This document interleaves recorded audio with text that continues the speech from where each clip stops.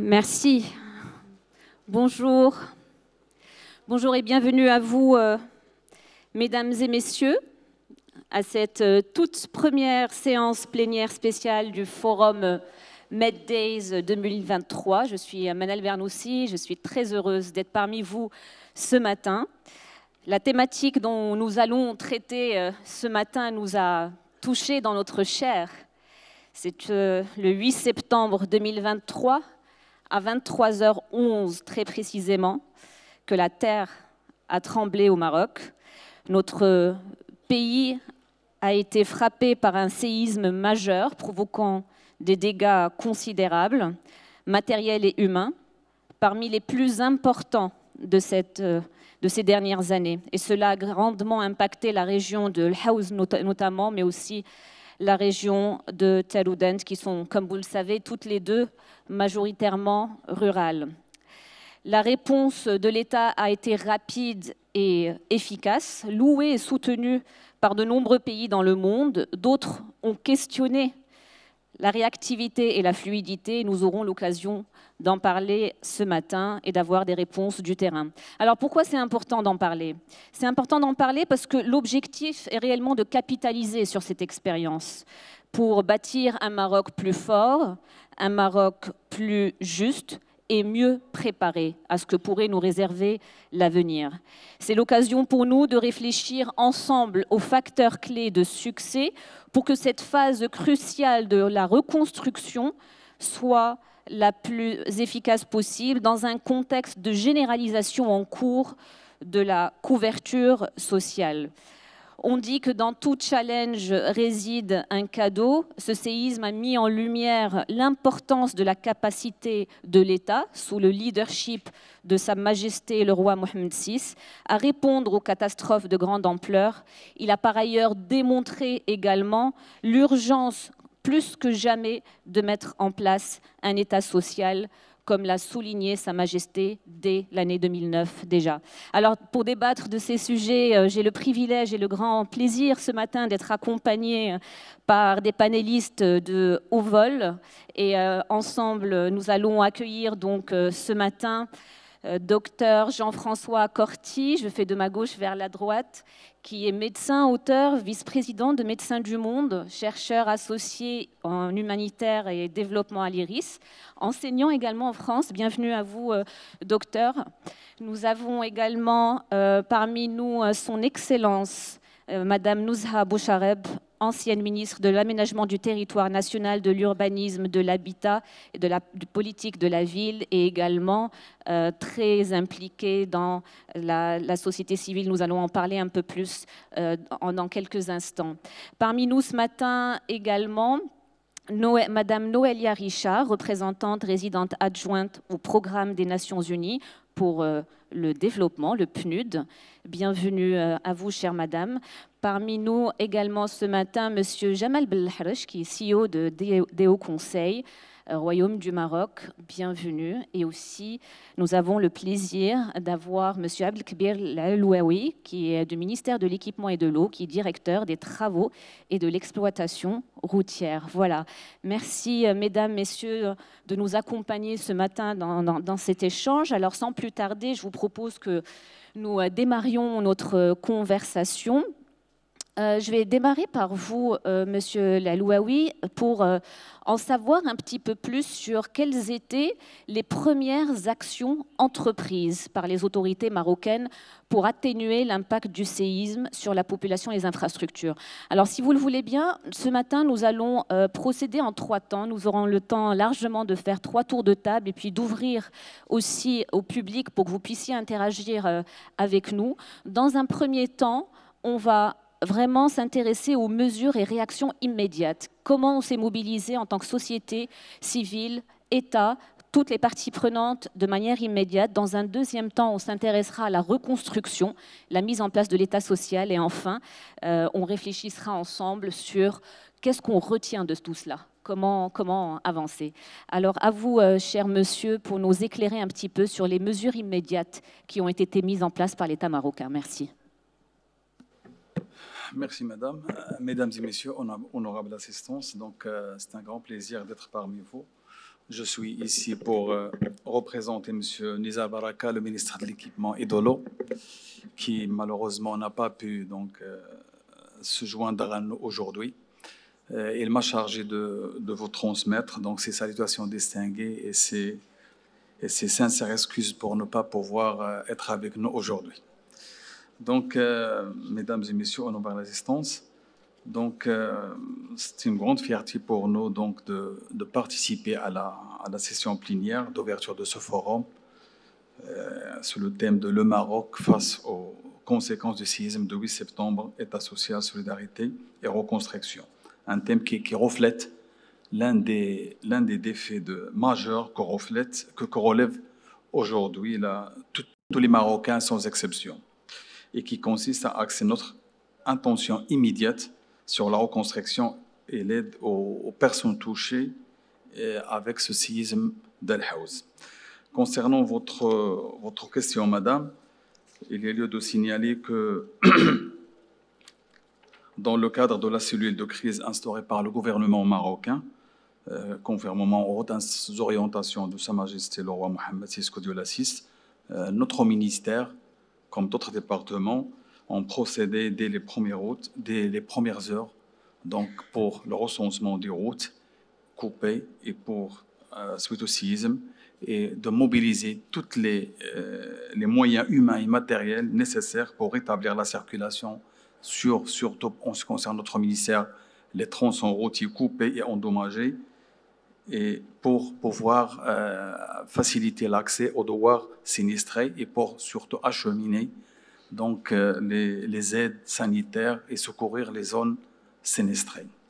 Voilà, donc, d'une façon, peut-être on va revenir sur les détails, mais d'une façon plus ou moins très succincte. Absolument, on y reviendra un petit peu plus dans les détails. Merci pour cela. Donc une mobilisation immédiate pour pouvoir évacuer les routes et permettre l'acheminement des secours. Je me tourne vers vous, Madame Nouzha Bouchareb. Vous êtes donc ancienne ministre de l'aménagement du territoire national, de l'urbanisme, du logement et de la politique de la ville. Vous êtes aussi très impliquée dans la société civile, notamment via la fondation Maison du climat méditerranéen, qui travaille entre autres sur la gestion des risques liés aux catastrophes naturelles. J'aimerais vous poser en complément peut-être une réaction sur les mesures du gouvernement et aussi surtout en complément quel a été le rôle joué par la société civile marocaine face à ce séisme donc. Merci beaucoup. D'abord, je tiens à remercier les organisateurs du Meddays de m'avoir associé à cet événement, un grand événement, à ce grand événement qui traite des sujets d'actualité et en fait aujourd'hui sur cette thématique. Et concernant votre question, j'aimerais rebondir déjà pour renouveler mes sincères condoléances à toutes les familles qui ont été affectées par ce séisme. Et je voudrais aussi dire et rappeler avec grande fierté en fait toutes les initiatives qui ont été lancées déjà par Sa Majesté, le roi Mohammed VI, que Dieu l'assiste, en donnant ses instructions et ses orientations dès les premières heures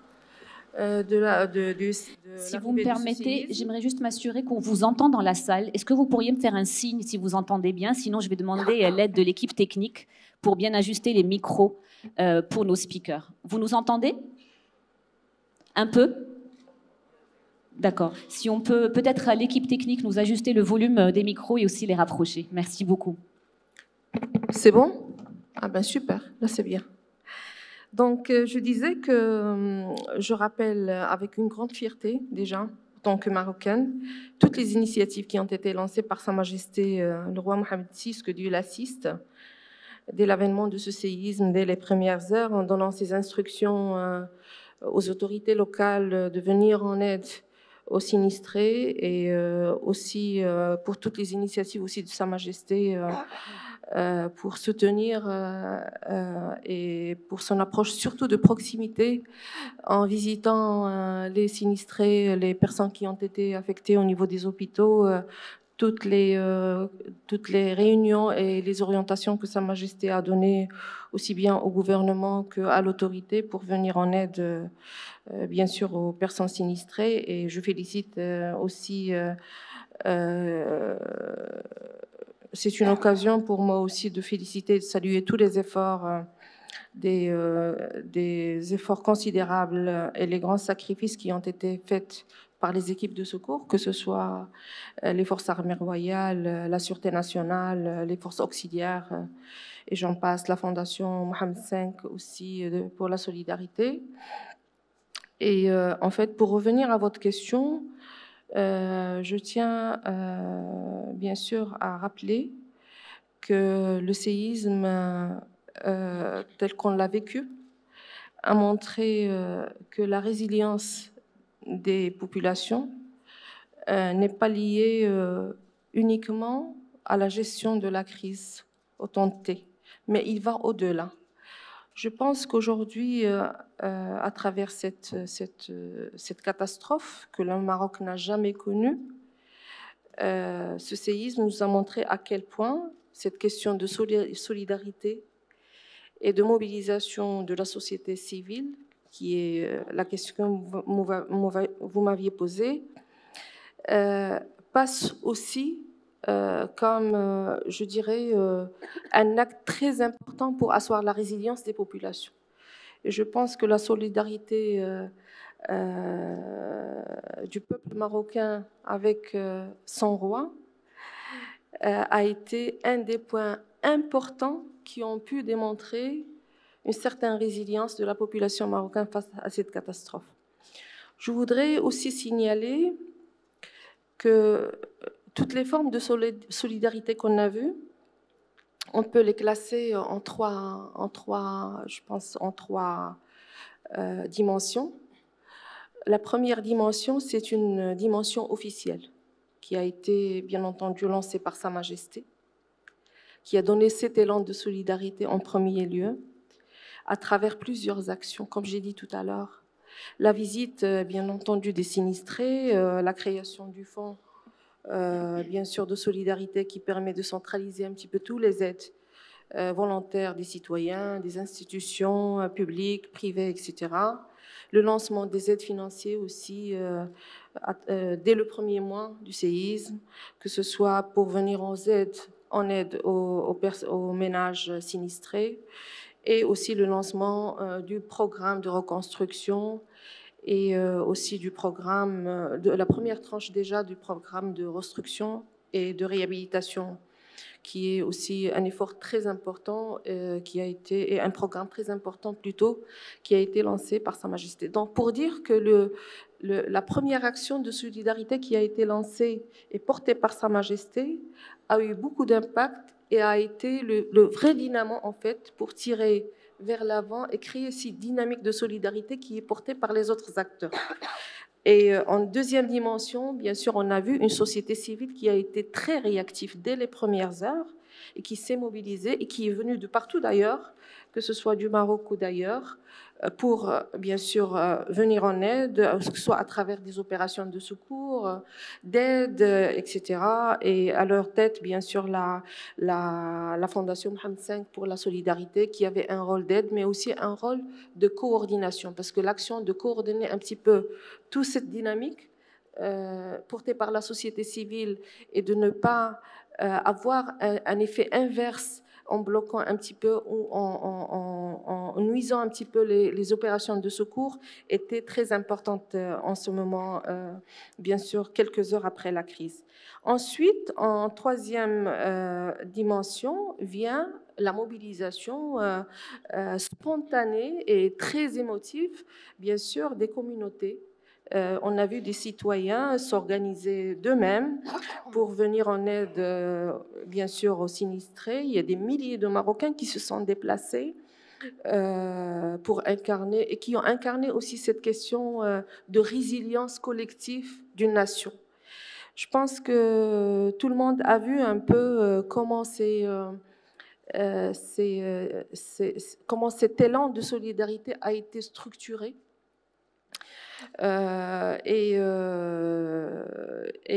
Je pense que, comme vous avez vu, il y avait des organisations de professionnels qui venaient apporter leur expertise, et ça a été très important, que ce soit en termes de secours, en termes d'opérations de secours, en termes de conseils et d'expertise pour venir en aide aux sinistrés. Il y avait aussi le secteur privé. Je pense qu'on aura l'occasion aussi de voir la CGM nous présenter aujourd'hui ou demain en fait l'implication du secteur privé, les ONG, que ce soit nationaux, internationaux.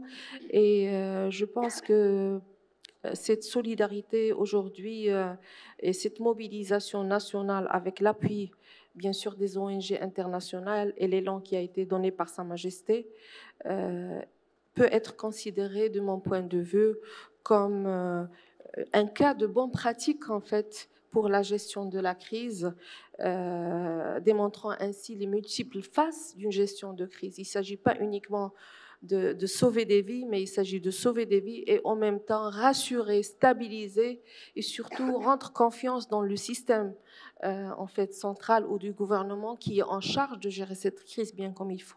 Voilà. Absolument, merci infiniment pour ce panorama global, effectivement, de la mobilisation générale que l'on a tous observé, vu, avec clairement quelque chose qui nous caractérise, qui est vraiment dans notre ADN en tant que Marocains, c'est cette entraide et cet élan de solidarité insufflé au plus haut niveau par Sa Majesté le Roi et avec l'implication des partenaires nationaux et internationaux.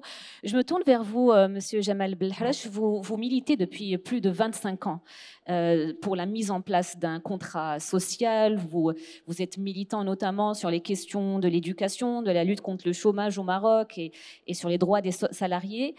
Il serait intéressant d'avoir votre témoignage personnel sur quelle a été votre réaction à vous au lendemain du séisme. On vient de parler à l'instant du mouvement exceptionnel de solidarité des Marocains. On a constaté une très forte mobilisation. Donc ma question, elle est en deux temps. D'abord, de nous partager comment vous avez vécu à titre personnel cet événement et pensez-vous que cela ait un impact durable sur la cohésion sociale au sein de notre société ? D'abord, merci pour votre invitation.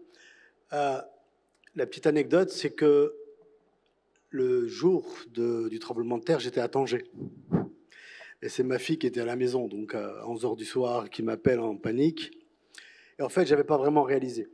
J'ai pris le train le lendemain, donc direct, et je suis allé directement au centre de transfusion sanguine. C'est là où j'ai compris. Qu'est-ce que j'ai compris? D'abord, nous les Marocains, on a du mal. Quand il y a des événements, faire la queue, attendre dans le calme, on ne sait pas faire. Là, il y avait facilement 2000 personnes dans le calme. Tout le monde était anesthésié. C'est vous dire l'importance psychologique du drame, du traumatisme que nous avons tous vécu collectivement. Et donc, c'était déjà un premier élément d'indication sur le fait que ce qui s'est passé est quelque chose de particulier. Mais on n'était pas sur le terrain, bien évidemment. Et les premiers échos sont venus très vite avec les images et autres. Et donc je pense que ce tremblement de terre, d'un mal est né un bien. Quel est ce bien? Ce bien, c'est un réveil sur le fait qu'aujourd'hui, et ce qu'a déclaré Sa Majesté s'agissant de l'État social, et je rappelle, et vous l'avez rappelé, et merci de l'avoir rappelé, c'est que Sa Majesté a toujours eu quelques trains d'avance sur l'écosystème.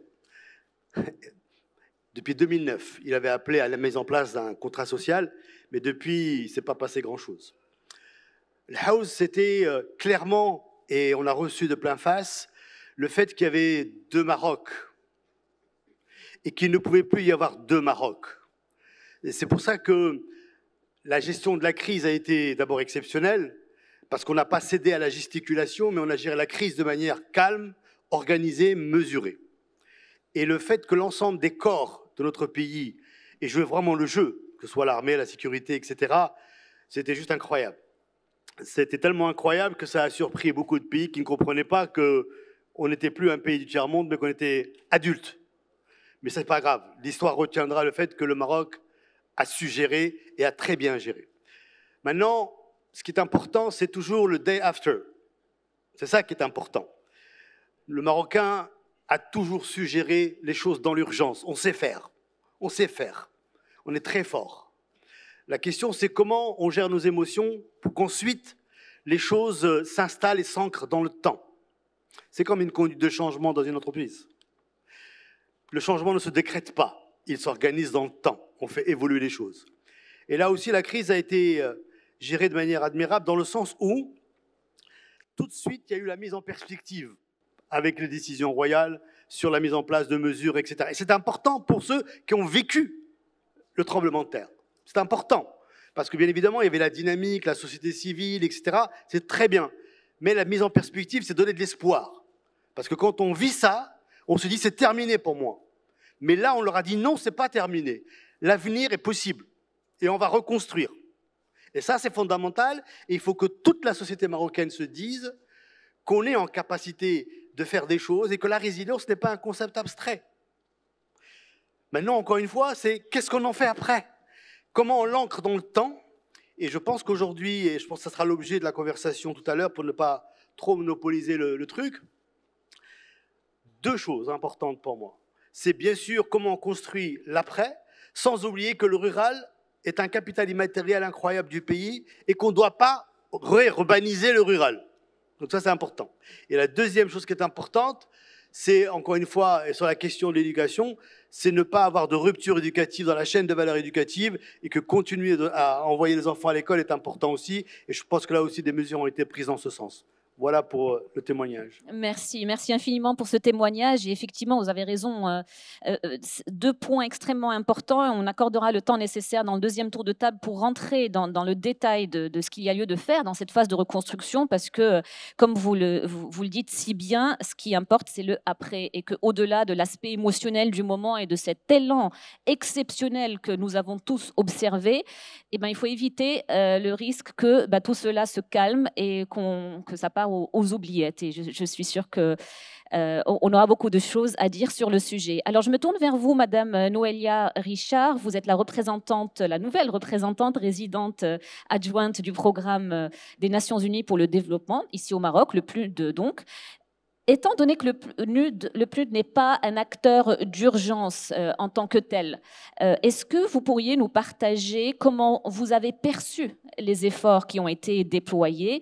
Qu'est-ce que vous avez observé, vous, de votre prisme? Et quel rôle avez-vous pu jouer à ce stade? Merci beaucoup.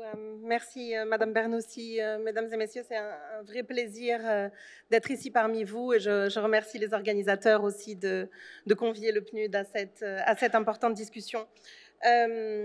Effectivement, je commencerai par souligner, moi aussi, les élans de solidarité et l'efficacité très impressionnante de la réponse qui a été menée par le gouvernement du Maroc. Notre réaction dans l'immédiat a été déjà de comprendre qu'il fallait faire un travail d'écoute et qu'il était important d'analyser les capacités existantes et de mobiliser aussi notre expertise en interne, ayant une expérience riche à travers le globe aussi dans la réponse aux crises. Donc il était vraiment important pour nous de bien mesurer que du fait que nous n'étions pas un acteur humanitaire, qu'il fallait quand même poser les jalons déjà d'un accompagnement vers la reconstruction et le relèvement, et aussi comprendre qu'il était important de nourrir un dialogue régulier aussi avec les partenaires nationaux, les partenaires locaux, un certain nombre de ministères et d'autorités avec lesquels nous travaillons déjà sur des éléments, sur des projets importants et des programmes importants liés au développement durable, liés à la lutte contre les inégalités, la lutte contre la pauvreté, la lutte contre les discriminations, et aussi de maintenir ce lien avec l'ensemble des acteurs du secteur privé et de la société civile. Donc nous avons nourri ce dialogue régulier aussi avec les bailleurs bilatéraux et les banques régionales de développement et la Banque mondiale. Nous avons identifié un certain nombre de points d'entrée pour revoir aussi certains programmes qui font partie déjà de notre portefeuille. Donc il y a effectivement un lien avec certains aspects sectoriels, mais aussi avec les aspects d'efficacité énergétique, par exemple, ou d'appui à l'entrepreneuriat. Nous avons aussi mobilisé des fonds d'urgence en interne pour pouvoir justement se préparer à un appui dans la seconde phase. Nous avons présenté également au ministère des Finances un outil important qui est un outil d'évaluation des besoins dans les phases post-catastrophe, le Post-Disaster Needs Assessment, qui est un outil qui a été développé par le PNUD, la Banque mondiale et l'Union européenne, et qui a informé la préparation du programme intégré dont nous parlons dans la phase de relèvement. Donc voilà, simplement pour vous donner ces exemples, pour dire que, évidemment, malgré le fait que nous ne sommes pas un acteur d'urgence, il était important pour nous d'intégrer dès le départ des dimensions liées à la gouvernance démocratique, connectées avec le dialogue et le travail qui est déjà fait sur les inégalités et le développement durable. Merci beaucoup, Madame Richard, pour cet éclairage, et nous aurons l'occasion de revenir un peu plus en détail sur les actions qui sont prévues pour la suite. Alors, je me tourne vers vous, Docteur Corti. Vous êtes vice-président de Médecins du Monde. Vous étiez au cœur même de l'action. Vous avez entendu les interventions de nos panélistes et vous êtes au fait également des inquiétudes de certaines voix quant à comment ça s'est passé sur le terrain. Alors, dites-nous comment cela s'est-il réellement passé sur le terrain pour les ONG internationales? À quel moment vous avez pu intervenir et comment est-ce que cela s'inscrit dans le paysage global des acteurs qui interviennent dans des situations d'urgence comme celle-ci? Est-ce qu'on m'entend? Oui, merci beaucoup pour l'invitation. Je suis très touché. Je suis très heureux d'être à Tanger. Moi, j'ai été particulièrement touché, comme tous les Marocains, par ce drame, parce que je suis né à Agadir, parce que j'ai grandi dans la région, parce que j'ai des attaches. Donc, voilà, c'était important aussi de pouvoir être avec vous et solidaire du peuple marocain.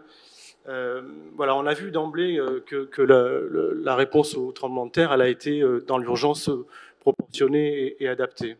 On a vu la sécurité civile, l'armée, d'emblée faire une évaluation des besoins sur une zone entre Taroudante et Marrakech, avec environ 1,5 million, 2 millions de personnes, environ 160, 170 communes environ affectées. Donc, c'était assez, entre guillemets, facile pour faire une évaluation de l'envergure des besoins. Donc, on savait que c'était d'emblée un tremblement de terre assez massif, pas anodin, hein, plus de 2000, 3000 morts, mais on n'était pas non plus dans une configuration du tremblement de terre, notamment de la Turquie de début de l'année, où il y a eu 50 000 morts touchant le sud de la Turquie et notamment et le nord de la Syrie. On n'était pas non plus dans une configuration d'un tremblement de terre comme Haïti, où il y a eu 280 000 morts, mais on était quand même dans une situation dramatique avec beaucoup de blessés, beaucoup de personnes impactées au Maroc, dans cette région-là.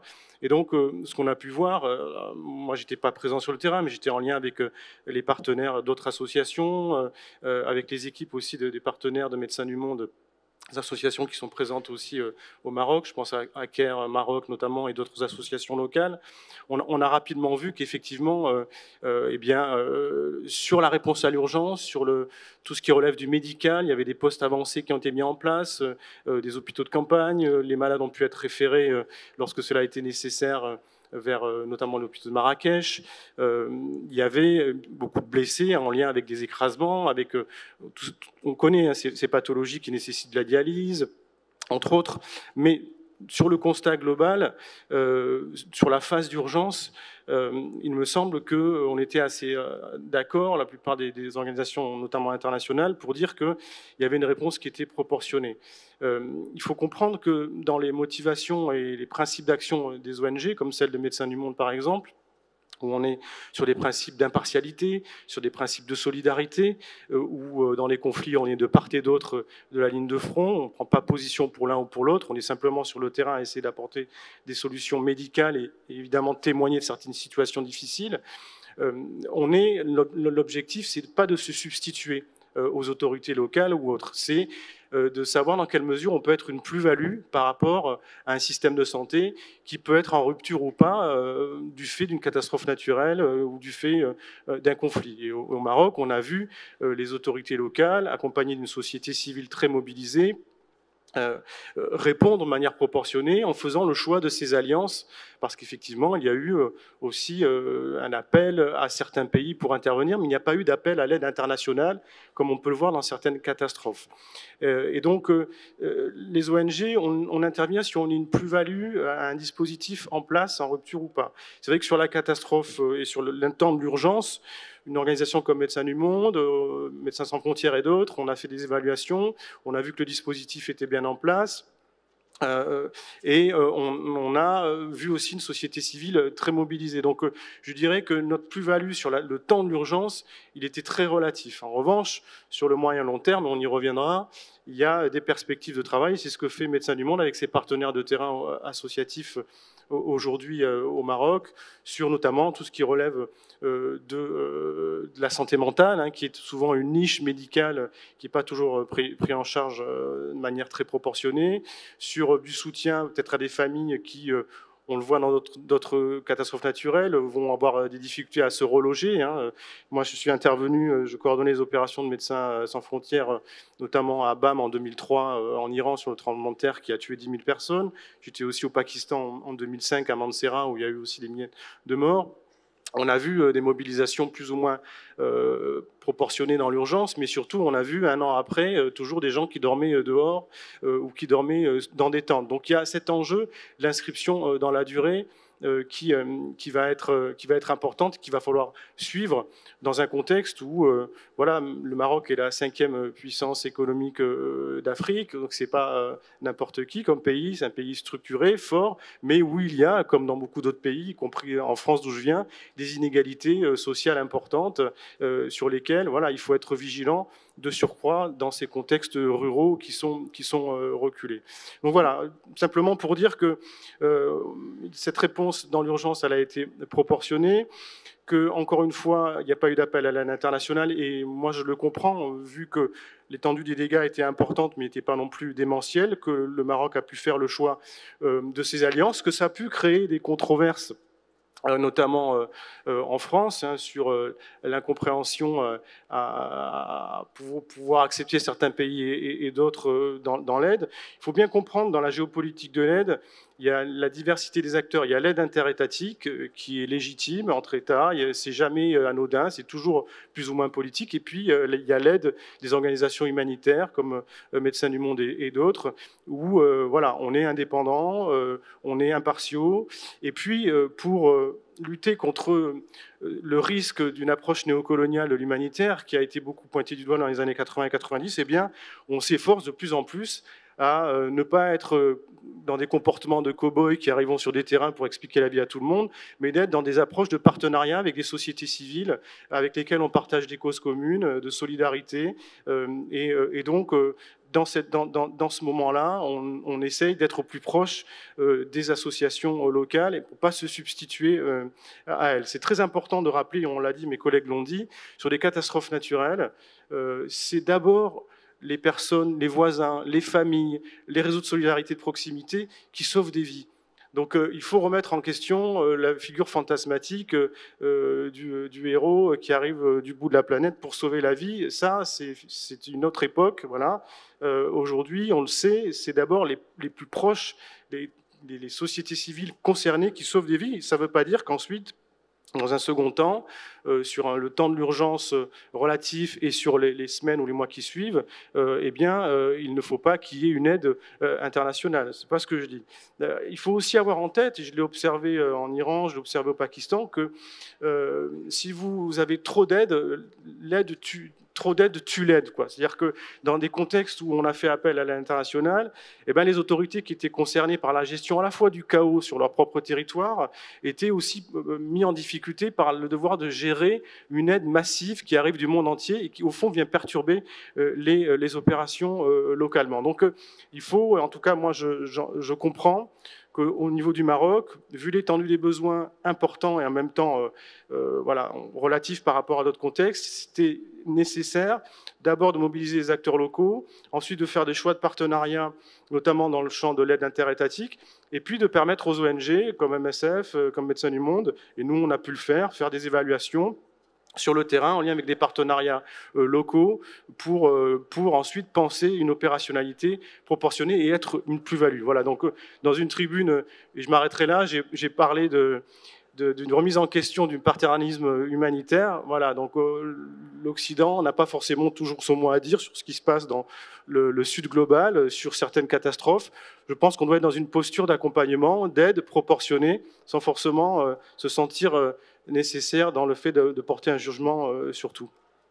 Merci en tout cas pour ce discours franc et clair. Il y a un temps d'évaluation, effectivement, un temps de compréhension. Vous l'avez tous souligné, l'aide se fait par les plus proches. Donc il faut d'abord évaluer la situation et ensuite faire ses choix en fonction des besoins et le faire de manière réfléchie. Merci encore pour ce partage. Alors comme on progresse là dans notre conversation, on va maintenant s'atteler à réfléchir à cette phase cruciale qui est celle de la reconstruction et qui est extrêmement importante tout au long de la mise en place de l'État social. Ça va de pair. Je me tourne vers vous, Si Abdelkbir Alouaoui. Comment est-ce que l'État orchestre les efforts de reconstruction? Quels ont été les principaux défis, peut-être réussites jusqu'à présent, en particulier en matière de réhabilitation des infrastructures et de relance économique un petit peu dans les zones affectées? Merci, madame.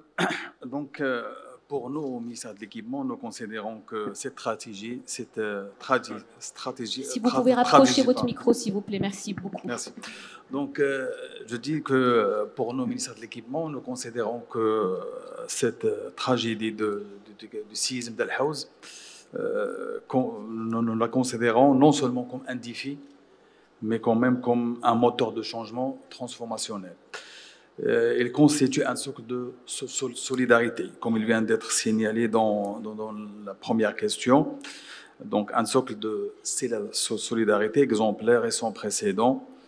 Et j'aimerais juste ajouter un nouveau aspect de solidarité qui s'est manifesté lors de ce séisme, c'est la solidarité publique-privée, surtout en termes de travaux publics. Donc, c'est grâce à la mise en commun des moyens de l'État en termes d'engins, en termes de ressources humaines et les moyens du privé que nous avons pu, dans un temps record de 12 jours à 3 jours, d'ouvrir toutes les routes menant vers les régions et les douars sinistrés pour secourir la population sinistrée.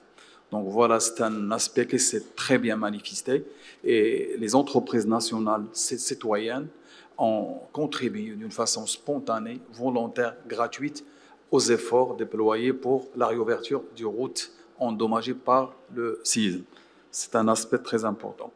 Donc, nous aussi, donc, pour revenir à votre question, on considère que cette tragédie, elle représente un socle de résilience. Parce que malgré les pertes humaines et les dégâts matériels qu'on a subis, malheureusement, le Maroc choisit de se tourner vers l'avenir et de construire sa résilience. Donc, cette catastrophe souligne ainsi l'urgence pour le Maroc d'accélérer les réformes structurelles pour assurer une croissance durable et une résilience face au choc futur, qu'on n'espère pas. Pour ce faire, donc, le Maroc a mis en place un programme intégré et multisectoriel de reconstruction et de mise à niveau général des régions sinistrées, avec une enveloppe budgétaire d'environ 12 milliards de dollars, soit environ 120 milliards de dirhams sur les 5 prochaines années. Ce programme est structuré autour de 4 composantes principales. Donc, la première composante, elle consiste en le relogement des personnes sinistrées, la reconstruction des logements et la réhabilitation des infrastructures endommagées.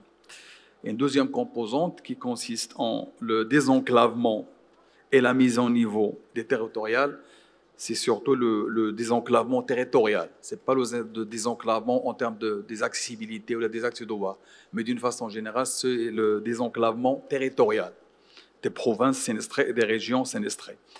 L'accélération de la résorption des déficits sociaux, notamment dans les zones montagneuses affectées par le séisme. Une troisième composante, elle consiste en l'encouragement de l'activité économique et l'emploi. Une dernière et quatrième composante, c'est la valorisation des initiatives locales. Dans cette optique, nous souhaitons un partenariat proactif des bailleurs de fonds pour pouvoir transformer cette situation en un moteur de changement constructif, mettant en avant des aspects tels que la résilience, la durabilité et le développement inclusif. Très bien, merci beaucoup. Donc un partenariat souhaité avec les bailleurs de fonds, le message est passé. Merci de nous clarifier aussi les différents axes de réflexion et d'intervention sur le moment. Alors, Madame Nzha Bouchareb, vous, suite à la mise en place du programme de reconstruction, donc sous l'impulsion de Sa Majesté le Roi, quelle est votre perspective sur les facteurs clés de succès pour ce programme? Alors, en fait, permettez-moi de rappeler le projet ou le programme de reconstruction royale tel qu'il a été bien sûr lancé par Sa Majesté et ce qu'on dégage de ce programme. C'est important de lire un peu ce programme et les orientations royales d'une façon intégrée, de façon à comprendre un peu les impacts de ce programme. En fait, déjà, un fort signal sur le fait que la question du logement des sinistrés est une des priorités. D'accord? Et c'est pour ça que ce programme a été lancé dès les premières semaines. En tout cas, déjà la réflexion et la mise en œuvre de ce programme, je pense que ça a été dès les premières semaines lancé et ça répond effectivement au fait que dans des périodes de crise comme ça, il faut laisser personne derrière. Ça, c'est le premier point qui se dégage de ce programme royal.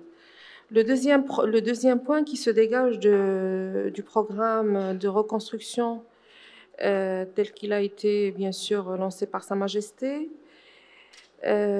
nous donne un fort signal sur l'importance de l'approche intégrée. Et comme le programme est scindé en 4 composantes, si on lit dans les composantes, on va trouver que d'abord, il va falloir reloger, mais reloger dans des conditions saines et un cadre de vie sain aussi. Il va falloir aussi penser à désenclaver à travers une amélioration de l'accessibilité et une réhabilitation en fait des infrastructures et des services. Une accélération de la réabsorption des déficits. Il ne faut pas oublier une chose, que dans cette approche intégrée et globale du réaménagement des sites sinistrés, il y a la lutte contre les disparités qui est au cœur de ce programme. Et ça, c'est très important. Il ne s'agit pas uniquement d'agir sur le cadre bâti, mais il s'agit aussi de bâtir l'homme avec grand H. Parce qu'on est dans une zone qui est sinistrée, la population est impactée d'une façon très importante, pas uniquement sur le plan économique, mais aussi sur le plan psychologique. Et donc la prise en charge dans ce programme des aspects liés à la lutte contre les disparités et l'accompagnement de la population à travers l'identification de leurs besoins me paraît un signal très fort sur l'importance de ce programme de point de vue action intégrée et convergence permettant de développer de façon durable et intégrée et surtout résiliente ces territoires qui sont considérés aujourd'hui sensibles et vulnérables. Le quatrième point fort qui se dégage de ce programme aussi, c'est l'encouragement de l'activité économique. Et là, on va directement sur le fait que ces territoires, pour les réaménager et les bâtir, il va falloir aussi penser à les valoriser et à les rendre beaucoup plus attractifs qu'avant. Et ça ne peut être que par un repeuplement de ces douars ou une sédentarisation de la population. On a beau en fait équiper des douars et les aménager, mais si on va analyser certaines régions où le taux d'émigration est très important du fait qu'il n'y a pas d'emploi, on va certainement être, je pense, dans la perspective royale de non seulement aménager et construire, mais c'est aussi de faire de ces douars un potentiel important pour l'emploi des populations, de faire de ces douars aussi et des ressources qu'il y a au niveau de ces douars un espace où on peut valoriser aussi ces ressources, que ce soit des ressources naturelles ou autres, et surtout en analysant un peu la cible des zones sinistrées. On a un certain nombre d'indicateurs qui s'est dégagé du dernier rapport du HCP qui montre effectivement que la population au niveau des douars sinistrés est une population qui est assez âgée, que la femme n'est pas impliquée dans la production des richesses. Le taux d'activité des femmes, il ne dépasse pas 16%, contrairement à celui des hommes. Et puis, surtout, les jeunes sont contraints certainement d'aller chercher de l'emploi dans des villes avoisinantes. Et pour être dans cette approche intégrée, il va falloir apporter des éléments de réponse à tous ces phénomènes. Et d'ailleurs, Sa Majesté le Roi l'a dit clairement au niveau de ses orientations, c'est de faire de ce projet de reconstruction des zones sinistrées, notamment les zones de montagne, un projet pilote qu'on pourrait dupliquer par la suite. Une fois l'expérience, je suis sûre qu'elle sera réussie et qu'elle sera un cas ou un modèle à dupliquer au niveau des autres régions, notamment au niveau des zones montagneuses, qui constituent aujourd'hui plus de 70% des ressources naturelles, au moins en biodiversité, mais qui ne participent qu'à hauteur de 5% au PIB. Donc aujourd'hui, on a besoin d'aller, bien sûr, développer, reconstruire ces douars et de rendre aussi ces territoires vivables et peu vulnérables et surtout résilients par rapport aux différents risques liés aux catastrophes naturelles, que ce soit les séismes ou les changements climatiques qu'on est en train de vivre et que le monde entier est en train de vivre. Et de là vient l'idée de faire de ce programme, je crois, un nouveau programme qui s'inscrit dans une nouvelle vision de développer un territoire en essayant de prendre en considération en amont la gestion du risque, en amont les critères de développement durable pour ne laisser personne derrière, et surtout de prendre en considération les besoins des populations locales, parce que c'est là où on aura tout à gagner et c'est là où on peut optimiser nos efforts en apportant des réponses adaptées aux territoires touchés. Et sans oublier, bien sûr, que les territoires, ils ont certaines spécificités qu'il va falloir prendre en considération pour que ces éléments de réponse, qui sont d'ailleurs dans la trame et dans ce programme, puissent être, bien sûr, au service des citoyens et surtout participer à la sédentarisation des populations pour que ces territoires puissent être développés de façon durable. Voilà. Merci beaucoup pour ces propos. Plusieurs points extrêmement importants que vous avez soulignés. L'implication de la population locale, garder évidemment le cachet patrimonial et en fait, il ne s'agit pas d'urbaniser cette population, pas du tout. Il s'agit vraiment de les impliquer et de trouver des solutions qui puissent convenir à leurs besoins spécifiques. Je souhaite vous poser cette question, docteur Corti. Maintenant, on a beaucoup parlé de l'aide de première urgence. Qu'en est-il de la santé mentale des victimes du séisme? Il y a des enfants qui ont perdu des parents, leurs proches. Est-ce que vous intervenez sur ces aspects de deuil et de santé mentale également? Et est-ce qu'il y a d'autres aspects dont il faut tenir compte? Oui. On l'a rappelé tout à l'heure, hein, le piège dans ce genre de catastrophe naturelle, c'est que au-delà de la focale médiatique qui est portée de l'attention sur le temps de l'urgence, eh bien, souvent, à moyen terme, lorsque l'actualité n'est plus centrée sur le drame, eh bien, on oublie les populations. Donc, l'enjeu aujourd'hui, que ce soit sur cette catastrophe au Maroc ou dans n'importe quelle autre catastrophe, c'est bien d'inscrire l'aide dans la durée, hein, et qu'on n'observe pas, comme je l'évoquais tout à l'heure, au bout de plusieurs mois, toujours des populations qui dorment sous des tentes ou qui ont des difficultés d'accès aux soins. On sait que sur les questions médicales, l'enjeu sur ce genre de catastrophe, c'est aussi d'accompagner les familles, les orphelins, les blessés dans une capacité de restitution psychique, dominer le deuil, travailler sur la confiance en soi et au fond arriver à retrouver la possibilité de vivre normalement et de faire des choix dans sa vie qui guident nos destins.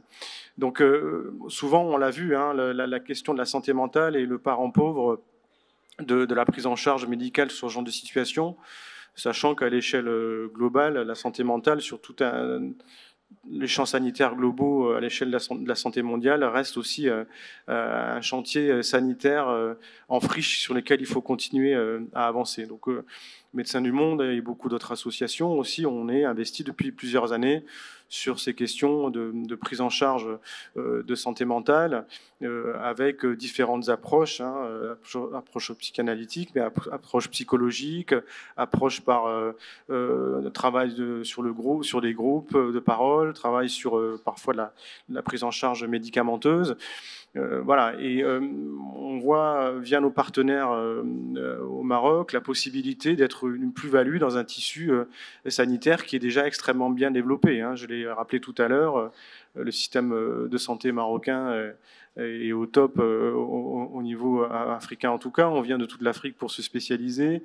Donc dans ce contexte-là, pour une ONG comme Médecins du Monde et ses partenaires de terrain, c'est essayer de trouver des niches où on peut profiter de cette situation pour faire avancer aussi un domaine de la santé publique qui n'est pas forcément toujours très bien développé. Donc, inscrire l'aide dans la durée, ça veut dire nous s'appuyer sur des associations locales qui ont une expertise, mais qui aussi souhaitent avoir ce qu'on appelle l'empowerment, c'est-à-dire bénéficier d'une formation supplémentaire, s'améliorer, être tiré vers le haut dans l'expertise et les connaissances sur ces questions-là. Et donc, on s'engage avec, encore une fois, les associations de la société civile marocaine à inscrire notre soutien dans la durée. Médecins du Monde, on est un réseau international.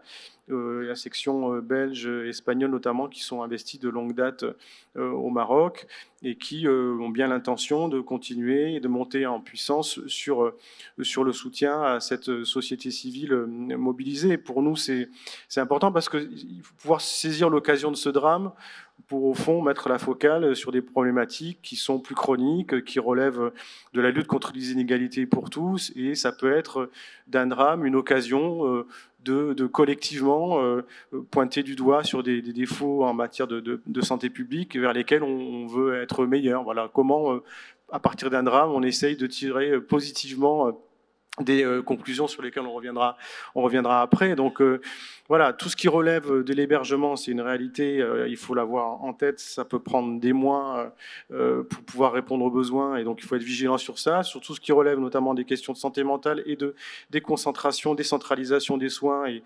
continuer à développer des centres de santé, je sais que le Maroc le fait, de proximité, pour que justement, voilà, au plus proche des villes moyennes ou des villages, on puisse avoir un accès aux soins de qualité, et puis avancer sur aussi des niches comme ça sanitaires, et la santé mentale en fait partie.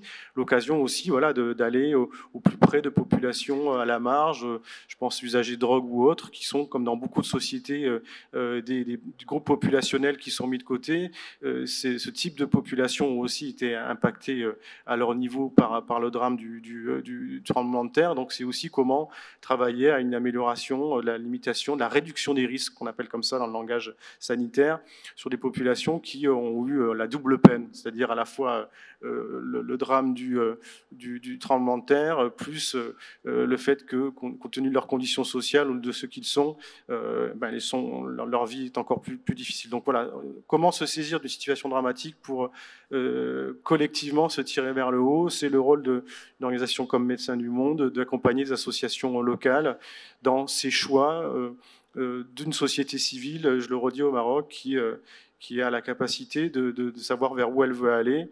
Ça ne veut pas dire qu'on n'est pas ouvert et qu'on ne bénéficie pas d'un empowerment venu de l'extérieur, par exemple, mais il est très important pour moi que chaque société civile garde la main sur son destin et sur ses choix qu'elle estime bons ou pas pour elle. Absolument, merci beaucoup. Un travail en collaboration, un travail complémentaire et des sujets extrêmement importants, parce qu'effectivement, comme vous le disiez, la santé mentale est souvent le parent pauvre. Or, on sait tous que ça peut avoir des répercussions sur le long terme. Donc, il est bon d'entendre qu'il y a un accompagnement également sur ces aspects-là. Et finalement, en pensant nos plaies ensemble, on s'en sort un petit peu mieux et on se sent un peu moins seul. Merci pour ce partage, Dr Corti. Madame Noélia Richard, pour revenir au PNUD, quels sont les différents types d'appuis que vous proposez à votre niveau dans le contexte de la reconstruction et à quel niveau se situe votre accompagnement exactement? Merci beaucoup. Effectivement, comme je le disais, le PNUD se positionne plutôt sur des actions de moyen et long terme en vue de contribuer à une accélération aussi de la mise en œuvre des objectifs de développement durable. Aussi dans la perspective de certains investissements importants qui seront faits dans l'optique de 2030 aussi, y compris avec la Coupe du Monde. Et bien sûr une accélération de la mise en œuvre du nouveau modèle de développement. Nous avons proposé un appui donc à certains secteurs spécifiques en réponse totalement en ligne, on va dire, avec le programme intégré, mais avec un focus sur des secteurs dits soft, beaucoup moins sur les infrastructures, bien évidemment, mais plus sur le relèvement des communautés en tant que telles, une reconstruction certes résiliente, mais en mettant l'accès justement sur le côté équitatif et le côté inclusif de cette reconstruction, la résorption du déficit social, l'emploi vert, et vous mentionnez la jeunesse et les femmes, donc très important de ne pas simplement avoir une optique d'inclusion, mais aussi de reconnaître effectivement le rôle majeur que ces acteurs jouent de premier plan et pouvoir investir aussi sur cette force vive et sur cette capacité d'innovation de ces acteurs-là. Et un appui transversal aussi sur le plan de la gouvernance. Donc par appui transversal sur le plan de la gouvernance, j'entends notamment cet appui que nous offrons, que nous proposons d'accompagner dans le contexte de l'opérationnalisation aussi de la nouvelle agence de développement du Haut-Atlas. Donc un appui qui pourrait être stratégique, notamment du point de vue de la planification, de l'appui à la coordination, de la mise à disposition d'experts, de l'appui à la recherche, l'accompagnement également et le partage d'un certain nombre de bonnes pratiques, étant donné qu'on a aussi contribué à ce type d'efforts dans d'autres contextes, la mise en œuvre de mécanismes aussi de suivi et d'évaluation qui sont très importants, notamment si on parle de l'efficacité aussi de l'aide. Donc l'idée n'est pas d'entrer en compétition en plus avec une nouvelle agence qu'on veut plutôt accompagner et pour laquelle on souhaite aussi pouvoir être une ressource aussi en termes de financement, etc. Sur l'aspect de financement, le PNUD a un certain nombre d'atouts. Nous ne sommes pas une banque, mais nous pouvons faire levier aussi sur un certain nombre d'acteurs. Nous avons aussi accompagné des approches beaucoup plus innovantes avec, par exemple, l'accompagnement que nous avons fait dans un certain nombre de pays pour émettre des obligations thématiques vertes, SDG bonds, pour pouvoir attirer des capitaux internationaux et privés qui sont alignés avec les accords de Paris, alignés avec les objectifs de développement durable, par exemple. Je parlais aussi de notre offre programmatique existante, notamment Marrakech Ville Durable, par exemple, qui représente un investissement de 12 millions de dollars du GEF, donc la Environment Facility. Donc voilà ce que je soulignerai pour l'instant et nous reviendrons sur les points déjà peut-être des early lessons learned. Merci. Absolument, on y reviendra et merci de nous avoir éclairé sur ces différentes dimensions. Jamal Belharache, vous militez depuis un certain temps pour la mise en place du contrat social. Sa Majesté le Roi Mohamed VI a accéléré la mise en place avec un certain nombre de mesures qui sont déjà en cours relatives au revenu minimum, à l'aide au logement, un certain nombre d'aides aussi qui ont été distribuées suite au séisme. Quel impact pensez-vous que le séisme aura sur le système de protection sociale? Et dites-nous pourquoi cette dynamique d'État social est absolument capitale aujourd'hui pour le citoyen marocain. Je ne peux pas ne pas profiter de l'occasion d'abord pour rappeler la contribution de la diaspora marocaine dans le cadre de ces événements qui a été très, très, très présente et qui aujourd'hui a envie de contribuer encore plus dès lors qu'il y a une vraie dynamique collective et une capacité à gérer plusieurs acteurs. Parce que souvent le problème, et ça a été dit tout à l'heure par un intervenant précédent, c'est que le but, c'est pas de rentrer en concurrence ou de chercher à gagner des points, c'est comment travailler en intelligence collective pour être efficace. Et souvent, c'est là où le bas blesse chez nous. C'est que c'est pas la bonne volonté qui a un problème, c'est la capacité. Et donc là, on arrive à la question du leadership dans le cadre de gestion de projet. Et on le retrouve dans d'autres univers. Et je pense que ça va être un vrai enjeu pour nous. Parce qu'aujourd'hui, demain, si l'agence se crée ou elle va se créer normalement, c'est cette capacité à d'abord à identifier tous les acteurs et les faire travailler ensemble dans un but commun. La question du sens dans ce projet, elle est là, elle est présente. Et je pense que dès lors que tout le monde va porter le même projet, on ne peut pas ne pas réussir. Parce que les composantes d'une transformation, elles sont autour du partage et de l'alignement sur un projet. C'est ce que je disais tout à l'heure, la mise en perspective dès le lendemain par Sa Majesté sur le fait qu'il va y avoir une reconstruction, sur le fait qu'on va aider les gens, bah ça a donné de l'espoir. Et là, on se dit, OK, on va y aller. Et je pense que le leadership dans ce type de moment, il est fondamental et il doit être distribué. Ça, c'est très important de le préciser. Maintenant, s'agissant de l'impact de ces événements sur le futur état social qui est, entre guillemets, en route, d'abord, pour moi, ça va être un accélérateur. C'est ce que je disais tout à l'heure. C'est que d'un mal sort toujours un bien, en général. Et je pense qu'ici, il s'agit de dire, l'accélération, elle est là, mais maintenant aussi, elle doit être de manière ordonnée. Les aides directes sont un premier pas. C'est une bouée de sauvetage pour les gens. Mais il faut aussi avoir une vision un peu holistique de l'enjeu. Et la vision holistique, il y a une problématique d'éducation, de santé, juste peut-être un clin d'œil sur la partie santé mentale. Très sincèrement, on n'a pas toujours été très bon sur ce sujet-là. Parce que culturellement, c'est pas grave. Mais on ne mesure pas le psychisme, la catastrophe mentale qui se passe dans la tête des gens dans ce type d'événement. Et on le mesurera que plus tard. On se dira, oui, quelque part, il a eu un traumatisme, il faut revenir, allonge-toi, le psy, etc. Mais aujourd'hui, c'est un sujet. Donc je crois et on a aussi un problème de ressources. Est-ce qu'on a les ressources humaines aujourd'hui pour pouvoir accompagner tous ces jeunes, toutes ces familles? C'est là aussi où la contribution de la diaspora est importante, dès lors qu'on aura identifié l'ensemble des acteurs sociaux. Et donc, s'agissant de la société civile ici, elle a un rôle fondamental dans la mise en place de cet état social, mais pour ce faire, on a aussi besoin également d'avoir une société civile puissante, forte, bien gérée, bien transparente, etc. Et donc, il faut accompagner la société civile pour qu'elle contribue et ne pas l'avoir non plus comme un frein ou comme un concurrent. Parce qu'encore une fois, chacun a son rôle dans un état social. Ça, c'est fondamental. C'est pour ça que sans une vision holistique des choses, on aura toujours ce problème où les gens vont se bousculer, vont se marcher sur les pieds. Et finalement, at the end of the day, c'est la cible, c'est les familles, etc. Et donc, l'accélérateur de cet événement qui va faire que demain, il y a la dimension économique qui est en train de se mettre en place, mais elle n'est pas suffisante, me semble-t-il. C'est pour ça qu'il ne faut jamais oublier les fondamentaux. Et les fondamentaux, c'est la chaîne de valeur éducative, c'est l'éducation. C'est fondamental. Parce qu'aujourd'hui, ce qu'on a vécu, c'est qu'aujourd'hui, il y a un transfert de ces enfants qui ont été envoyés à Marrakech, etc. Mais il va falloir être très vigilant sur ce côté éducatif, parce qu'il ne faut pas qu'il y ait de rupture. En même temps, il y a une exode. Qu'on le veuille ou non, il y aura une exode. Il faut qu'on la gère.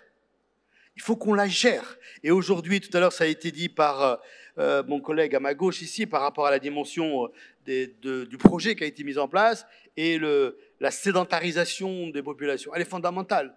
Elle est fondamentale. Et donc, il faut quand même, je l'ai dit tout à l'heure, notre rural, c'est un capital immatériel puissant. C'est ce qui fait l'identité du Maroc. Le Maroc est particulier dans l'esprit, dans l'imaginaire des gens. Et le rural est un contributeur à cet imaginaire. Et donc, ça veut dire, c'est comment on va créer ça. Et donc là, il faut des anthropologues, il faut des psychologues, il faut des sociologues. Il y a une vraie dynamique. Parce que le tout, c'est pas de dire on va reconstruire. On sait faire. D'accord? On sait faire tout ça. La dimension holistique, la perception de haut, en tout cas, de se dire, mais at the end, comment on fait? Et donc là, je crois que c'est important de dire que cette accélération de l'état social, elle doit être, on parle de polycrise, mais elle doit être polydimension, entre guillemets, dans le sens où il y a tous les éléments financiers et économiques qu'on va mettre en place.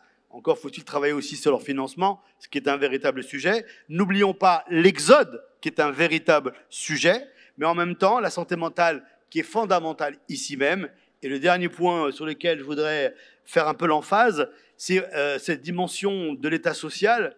Ce n'est pas un one-shot, c'est la mutation de notre pays. Notre pays aujourd'hui, depuis 25 ans, 26 ans, a mené un certain nombre de réformes fondamentales. Celle-ci, c'est la phase finale. Pour que demain, notre pays, qui n'a ni gaz ni pétrole, soit en capacité de préparer les générations futures à se dire finalement, j'ai pas besoin de quitter mon pays, je suis bien dans mon pays et donc je peux y rester parce que même si je suis pauvre, j'ai des moyens où mon inclusivité aujourd'hui est à l'agenda du gouvernement. Et ça, c'est fondamental et c'est grâce à cette dimension où l'ensemble des acteurs, société civile, partis politiques, corps intermédiaires, doivent avoir un rôle majeur dans l'avenir.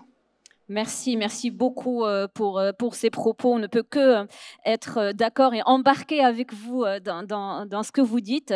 Alors, mesdames et messieurs, le compteur est déclenché. On va prendre quelques minutes, 3 minutes supplémentaires pour un mot de la fin. Et on le fera dans cet ordre-là, de là-bas vers ici. Si la Louaoui, qu'est-ce qu'on retient de tout cela? Quelles leçons tirer de ce qu'on a vécu pour bâtir un Maroc plus fort, plus juste et plus résilient. Voilà, je vous demanderai, mesdames et messieurs, un petit mot de la fin très court afin que nous puissions rester dans les temps. Merci. Merci, madame. Donc en quelques mots, donc, on considère que ce tremblement de terre, tout en représentant un défi profond, il agit comme un point de ralliement pour l'unité, l'innovation et un engagement partagé envers la construction d'un avenir inclusif et plus résilient pour les sinistrés et pour tout le Maroc, Inch'Allah. Inch'Allah, merci beaucoup. Merci. Si Jamal Belhache, oui. Je vais faire un peu de pub parce que je viens de sortir un livre qui s'appelle Envie de Maroc malgré tout. Et en fait, l'idée de dire, c'est la conclusion, c'est que on doit tous continuer à avoir envie de Maroc malgré tout ça, parce qu'on est en capacité justement, avec cette résilience, de faire des choses que peut-être d'autres ne pourront jamais faire, parce que la marocanité, elle a une particularité, c'est celle de savoir être en capacité dans l'urgence de faire des choses. Et elle nous tient beaucoup à cœur et je vous invite, mesdames et messieurs, à acheter ce livre-là extrêmement intéressant. Merci, Sibel Halash. Noélia?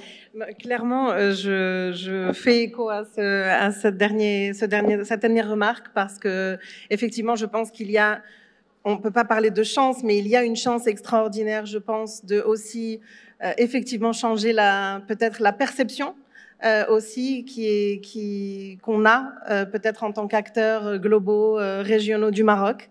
Et je pense qu'il faut absolument pour cela continuer à investir effectivement dans des initiatives qui ne laissent personne pour compte, dans les efforts de reconstruction. Je pense qu'on a tous convergé vers ce point.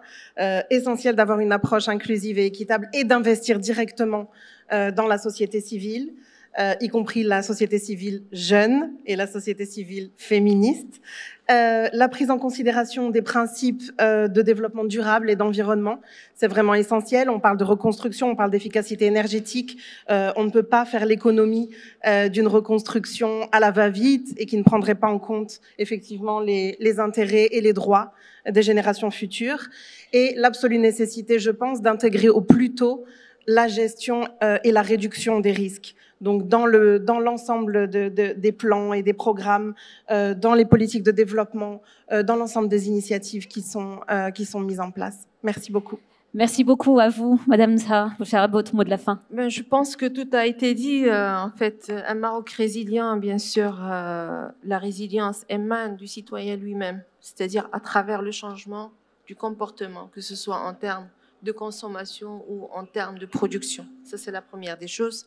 La deuxième des choses, c'est qu'on doit s'inscrire dans une nouvelle vision avec un changement de paradigme qui nous permettrait de s'adapter rapidement à tous ces changements qu'on est en train de vivre. Et l'adaptation, c'est un mot-clé. Et je pense que les Marocains ont montré leur capacité à s'adapter rapidement avec tous les changements, y compris cette catastrophe du séisme. Je pense qu'on devrait aller aussi creuser dans nos savoir-faire ancestraux, à travers lesquels je pense que l'humain a existé depuis longtemps, c'est à travers ces savoir-faire d'aller creuser dans les solutions basées sur la nature aussi, pour essayer d'être beaucoup plus résilient et surtout d'être en mesure et d'être agile à se comporter par rapport à ces phénomènes, mais à travers le développement des écosystèmes d'accord, et une autonomisation en fait des régions, c'est-à-dire comme ça a été lancé par Sa Majesté,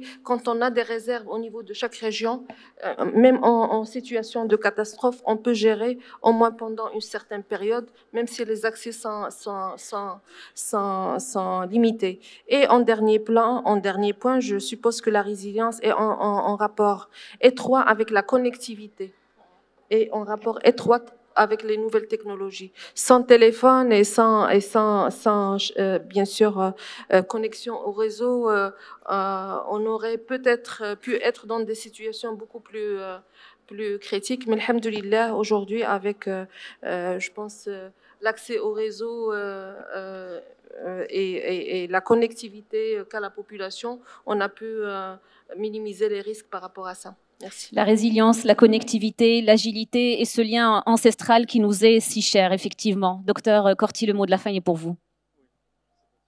Connecté, oui. On le voit bien, même dans la gestion de l'aide, tout est très politique, voire géopolitique. Donc, je pense que dans ce genre de catastrophe, ce qui est important de se dire, c'est qu'au-delà des controverses, voilà, il faut une grande solidarité nationale, internationale, et c'est ça l'enjeu pour les populations civiles avant tout.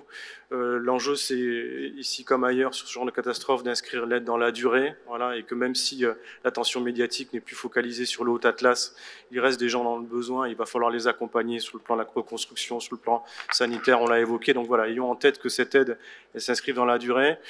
Et dernier point peut-être, on l'a évoqué, mes collègues l'ont évoqué, l'état social, comment le renforcer, comment en profiter sur cette situation dramatique pour se tirer collectivement vers le haut. Je rappellerai simplement un principe de santé publique qui n'a rien à voir avec une posture idéologique, qui rappelle que plus l'écart de santé est important au sein d'une même société, plus les inégalités de santé sont importantes, plus l'état global de la santé de cette société sera mauvais. Ça veut dire quoi? Ça veut dire que plus les inégalités seront combattues, plus l'état de la santé globale d'une société sera meilleur.